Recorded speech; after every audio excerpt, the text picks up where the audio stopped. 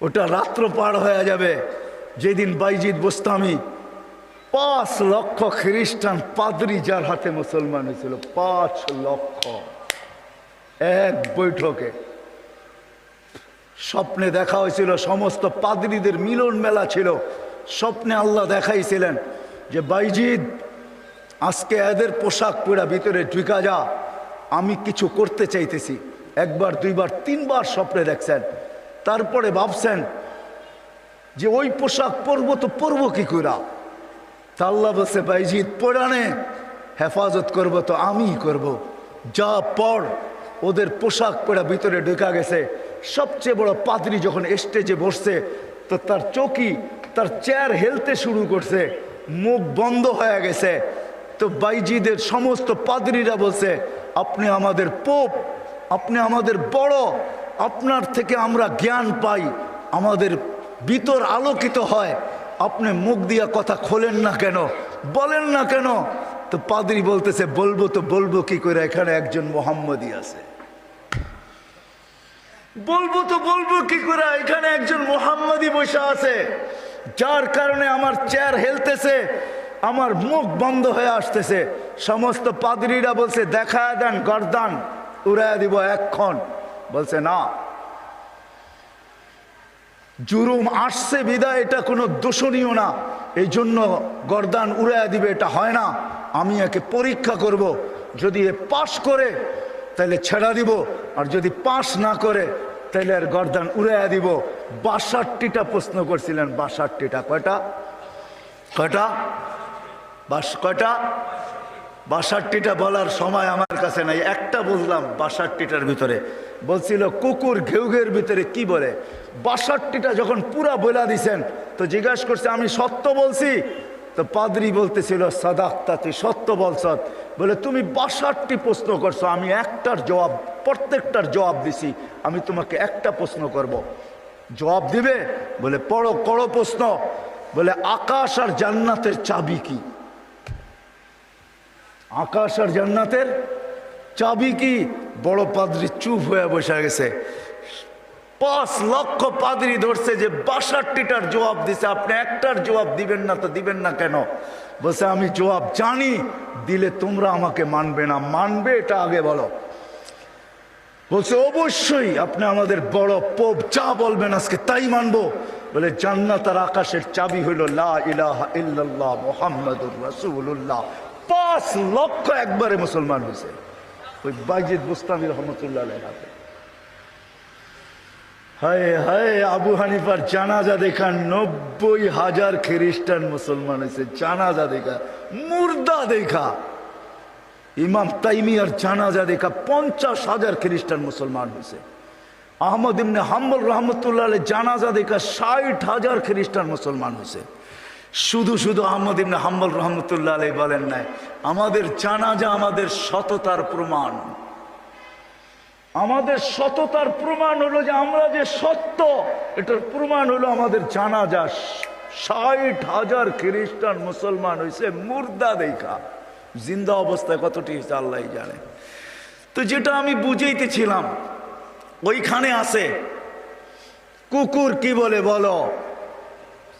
প্রথম শুরু করছে 1 বলো যেটার 2 নাই, 2 বলো যেটার 3 নাই, 3 বলো যেটার 4 নাই, 4 বলো যেটার 5 নাই, 5 বলো যেটা 6 নাই, 6 বলো যেটা 7 নাই। এরকম 62টা প্রশ্ন করছেন। 62টা প্রশ্নের জবাব দিছেন বাইজিদ বুস্তামি রহমতুল্লাহ আলাইহি। আর বাইজিদ এমনি হয় নাই। ওনার আব্বা ছিলেন না। কাহিনী আমি অন্যদিকে চলে যাব। আমরা তো ছেলে পেলেকে বানাইতে চাই না, মাও আজকে বানাইতে চায় না, বাপও বানাইতে চায় না। আমরা বানাইতে চাই দুনিয়ার এডুকেটেড। রাগ হয় না, পায়ে হাত পড়ি। আপনি সাধারণ শিক্ষায় শিক্ষিত করতে চান, ঠিক না? জেনারেল শিক্ষার মানে কি? ডিকশনারিতে কি লেখা আছে জেনারেলের অর্থ বলো?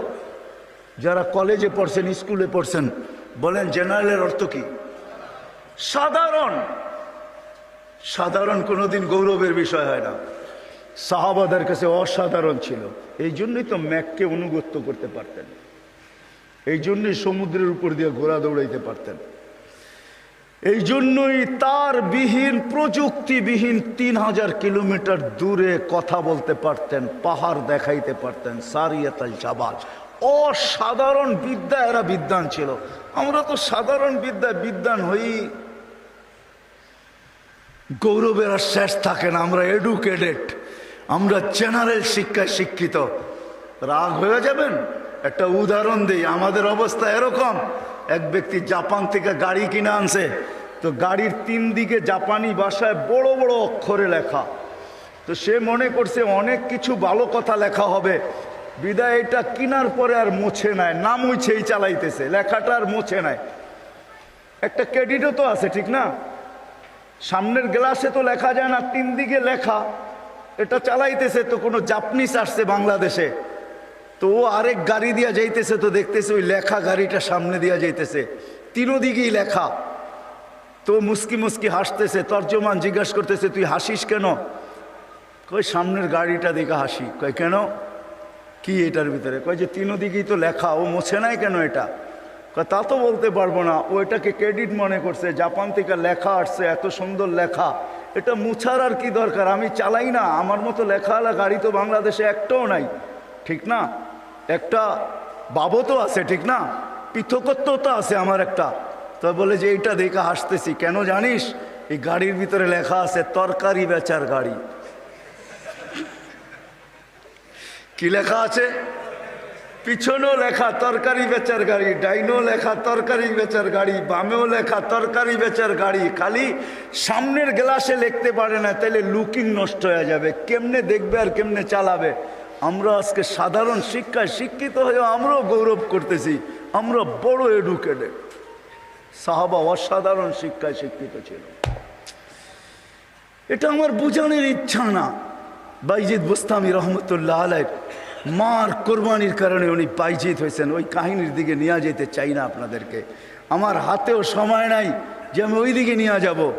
উনি ছোট বয়সে বাপ মারা গেছে, মা পরের বাড়িতে কাজ করতেন।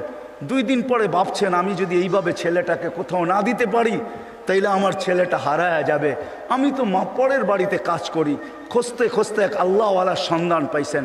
মানুষ বলছে ওই আলেম ওইখানে আছে, আল্লাহওয়ালা ও আলেমও যদি তোমার ছেলেটাকে নেয় বা তুমি যদি দিয়ে আসতে পারো তাইলে হয়তো তোমার ছেলে মানুষ হয়ে বাহির হবে। যায় হাতে পায়ে ধরছেন, আমি বিধবা, আমার কোনো সন্তান নাই, স্বামী নাই, আমি পরের বাড়িতে কাজ করি, আমি চাই আমার ছেলেটা মানুষ হোক, আল্লাহওয়ালা হোক, দিনদার হোক, আল্লাহর এলেমওয়ালা হোক, আপনাদের মতো আলেম হোক, আপনি দয়া করে আমার ছেলেটাকে রাখেন। শাইখ রাজি হয়েছে, মা শর্ত দিছে, আপনি আমার ছেলেকে ওই দিন পর্যন্ত বাড়িতে পাঠাইতে পারবেন না যতদিন পর্যন্ত আপনার মতো না বানায় দেন। শাইখ অঙ্গীকারবদ্ধ হয়েছেন যে আমি পাঠাবো না যতদিন পর্যন্ত আমার মতো বড় না বানায় দেই। 2-4 দিন পরে মাস গেছে, 2-4 মাস পরে বাইজিদ কাঁদতে শুরু করছে যে সবার বাবা আসে, মা আসে, আমার মা তো পরের বাড়িতে কাজ করে, আমার মা তো আসে না। ও শাইখ আমাকে একটু মাকে দেখতে দেন না। তো শাইখ বলছে, তোমার মার সাথে আমি ওয়াদাবদ্ধ, আমার মতো না বানানো ব্যতীত তোমাকে পাঠাবো না। বলছে না, আমি মাকে দেখতেই চাই। ছোট কচি বাচ্চা, শাইখ তার দিল ভাঙতে চান নাই। একদিকে ছুটি না দিলে বাচ্চার দিল ভেঙা যায়, যেটা মেড ইন আল্লাহ। আরেকদিকে ছুটি দিলে মার অঙ্গীকার ভেঙা যায়। শাইখ তখন বলছেন, বেটা ছুটি দিতে পারি, এতগুলো সবক যদি তুই আজকে আমাকে শুনাইতে পারিস, কোরআনের এতটুকু যদি মুখস্থ শুনাইতে পারিস। বাইজিদ বুস্তামি কোরআন নিছেন, হাত উঠায়া দিছেন, মালিক মাকেই তো দেখতে যাব, কোরআন তো দিলের ভেতরে তুই জমায়া দিবি, তুই না দিলে তো আমি মুখস্থ করতে পারবো না। চোখের পানি, কচির ঠোঁটের পানি ছেড়া দিয়া বাইজিদ যখন হাত তুলছেন, পৃষ্ঠা উল্টাইতে ছিল কথা। কোরআন যেন ভিতরে যেরকম আমরা আমাদের মোবাইলের ভিতরে নেই, ব্লুটুথের মাধ্যমে, শেয়ার হিটের মাধ্যমে, হোয়াটসঅ্যাপের মাধ্যমে সে পৃষ্ঠা উল্টাইতে ছিল, কোরআন তার ভিতরে গাঁথতে ছিল। যতটুক সবক শাইখ দিছে এর চেয়ে বেশি যায় বলছে শাইখ রেডি হয়ে গেছে। বলছে তুমি এটা মুখস্থ করলা তো করলা কি কইরা? মুচকি হাসি দিয়া বলছে, শাইখ কালাম যার সে বসায়া দিছে। তো শাইখ বুঝছে এটা কোনো সাধারণ ছেলে না, ছুটি দিছে, বাড়িতে গেছে, দরজা খটখটাইছে। মা জিজ্ঞাসা করছে ভিতর থেকে কে? বলছে বাইজিৎ। বলছে না, আমার বাইজিৎ আসতে পারে না। আমি তো শাইখকে বলে আসছি বাইজিৎ ওই পর্যন্ত আসবে না, যেই পর্যন্ত শাইখের মতো না হয়, আল্লাহওয়ালা না হয়, আমার বাইজিৎ আসবে না। তুমি আমার বাইজিৎ হতে পারো না। মা দরজা খোলেন নাই। মাও এরকম ছিল। এই জন্যই তো বলে মা যদি ফাতেমা হয় তো সন্তান হাসান হোসাইনি হয়, মা যদি ফাতেমা হয় তো সন্তান আব্দুল কাদের জিলানি হয়। মা যদি এরকম হয় তাইলে ছেলেও বাইজিৎ বুস্তামি হয়। বাইজিৎ ফিরে আসছে, এসে বলছে শাইখ আমাকে আর ছুটি দিবেন না। আম্মা দরজা খোলেন নাই। আম্মা মানতেই রাজি ছিল না যে আমি ওনার বাইজিৎ। একাধারে যখন 1 বছর 2 বছর 12 বছর কেটে গেছে, তার পড়া কমপ্লিট হয়ে গেছে। 18 বছর বয়সে যখন শাইখ বাইজিৎ বুস্তামি উপনীত হয়েছেন, পড়া কমপ্লিট, রাত্রে তাহাজ্জুদ পড়তেছেন, সেজদায় যখন কাঁদতেছেন, পড়া কাঁদতেছে, শাইখ ঘুমাইতেছে, আল্লাহ রসুল স্বপ্নে আসছেন। আর আয়সা বলতেছে ওঠো বাইজিৎকের কাছে যাও, তোমার মাথার পাগড়ি বাইজিৎকে পড়াও, আমরা বেলায়েতের পাগড়ি বাইজিৎকে আজকে পড়াইতে চাই। বাইজিৎকে বলো সে যেন কাজ যায় শুরু করে, কমপ্লিট হয়ে গেছে, যাও। তার মা তার জন্য অপেক্ষা করতেছে, বৃদ্ধ হয়ে গেছে, কোনদিন দুনিয়ার থেকে চলে যায়। বাইজিদের মাথায় বেলায়েতের পাগড়ি আমি তোমার মাথায় পড়াইলাম, তুমি বাইজিদ উস্তাদ হিসাবে বাইজিদের মাথায় পড়ায় দাও। যা দেখে বাইজিদ রহমতুল্লাহ আলাইহি সেজদায় পড়ে কাঁদতেছেন। উঠাইছে ওস্তাদ, বেটা ওঠ, হয়ে গেছে কাম। কি হয়ে গেছে? আল্লাহর রসুল পাগড়ি আমাকে পড়ায়া দিয়ে গেছে, বলছে তোকে পড়ায়া দিতে। বেলায়েতের দরজায় আল্লাহ তোকে পৌঁছায় দিছে, হুকুম আসছে যা মার পায়ে যা, আর কালকের থেকে কাজ শুরু কর। ওই দিন যা যখন দরজা খটখটাইছে, মা খুইলা জড়ায়া ধরছেন। আর খুইলা জড়ায়া ধরেন নাই, শুধু পানির গ্লাসের কথা আমরা শুনি, এটা তো কোনোদিন বাস্তবটা শুনি না। মা বুকে জড়ায়া ধরে নিয়া মাও দেখা ফেলছেন, মাও শোনা ফেলছেন। আল্লাহ রসুল মাকেও শুনায়া দিছে। মা বুকে জড়ায়া ধরে বলছে আল্লাহ যেটুক পৌঁছাইছ বাকিটুক আমার দোয়ার দ্বারা পৌঁছায় দেয়। ওই দিন থেকে বাইজিদ অলিকুল শিরোমণি হয়ে গেছে। মা হাত তুলছেন। তো বাইজিদ বুস্তামি রহমতুল্লাহ আলাইহির জীবনীর থেকে আমি বাহির হয়ে গেছি। ওনার জীবনী পড়া দেখেন, কুকুর পর্যন্ত আমাদেরকে সতর্ক করে চলে যেতে হবে, থাকা যাবে না, কেউ থাকবে না। হায় হায়, আমরা যাত্রী, যাত্রা আমাদের চলমান। আজকে আসি কালকে থাকবো না, কিন্তু নিজেকে প্রস্তুত করে নিয়ে যেতে হবে, গুছায় নিয়ে যেতে হবে, বানায় নিয়ে যেতে হবে। যুবক তুমিও তোমাকে বানায় নিয়ে যাও।